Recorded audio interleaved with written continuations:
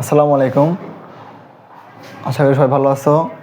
তো আজকে আমাদের আলোচনার বিষয় হবে জাবেদার দ্বিতীয় টপিক বা জাবেদা নাম্বার পার্ট 2।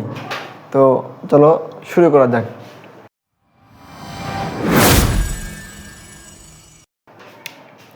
প্রথমে আমরা লেখা আছে, দেখো, পণ্য, দ্রব্য, মাল, ক্রয় উল্লেখ থাকলে।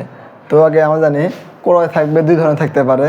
এক হচ্ছে কার পণ্য দ্রব্য ক্রয়, পণ্য বা দ্রব্য ক্রয়, অথবা কোনো সম্পত্তি ক্রয়, কোনো সম্পদ ক্রয়। তো এ দুই জিনিস, পণ্য দ্রব্য এক জিনিস আর কোনো সম্পত্তি ক্রয় আর এক জিনিস। তো এটা আমরা পরে যাচ্ছি। আমরা আগে শিখবো আজকে পণ্য দ্রব্য অথবা মাল ক্রয় করলে কী জাবেদা হয়।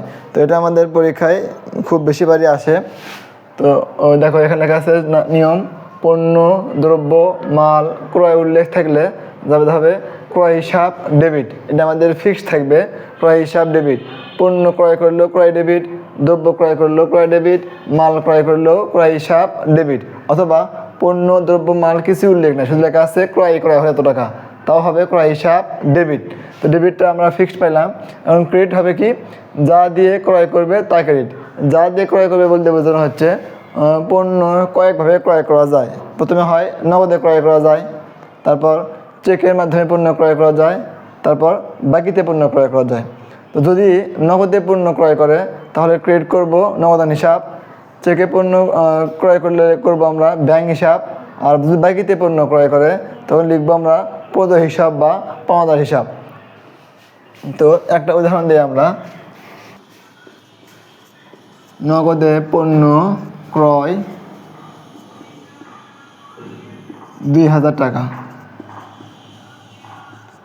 নগদে পণ্য ক্রয় 2000 টাকা। তাহলে জাবেদা কী হবে, আমাদের কি দেখবো আমরা, পণ্যর উপর ক্রয়ের পূর্বে কী উল্লেখ আছে, ক্রয় আছে, ক্রয়ের কী উল্লেখ আছে, পণ্য। তাহলে পণ্য দ্রব্য মাল যেটা উল্লেখ থাক, তাহলে জাবেদা প্রথমে কী হবে, ক্রয় হিসাব ডেবিট, ক্রয় হিসাব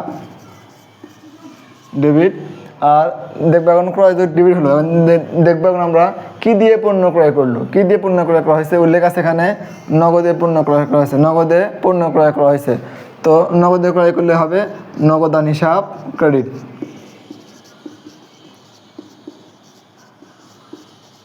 নগদান হিসাব ক্রেডিট, এটাই। তাহলে পণ্য নগদে ক্রয় করা হলে তারপরে কী হবে, ক্রয় হিসাব ডেবিট আর নগদান হিসাব ক্রেডিট। কারণ নগদে পণ্য ক্রয় করছে বিধায় নগদান হিসাব ক্রেডিট করলাম। যদি এখানে উল্লেখ থাকতো চেকের মাধ্যমে পণ্য ক্রয়, চেক বা ব্যাংক একই যে বিষয়, চেকের মাধ্যমে পণ্য ক্রয় এত টাকা বললেও হবে ক্রয় হিসাব ডেবিট। আর চেক মানে ব্যাংক, চেক কোনো কাজ করে না, চেকের নামে কোনো হিসাব হয় না।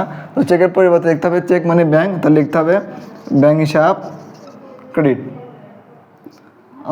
যদি উল্লেখ থাকে বাকিতে পণ্য ক্রয়, বাকিতে বা ধারে ক্রয় থাকলে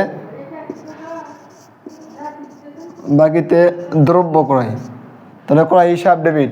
আর বাকিতে ক্রয় করলে হয় প্রদেয় হিসাব ক্রেডিট।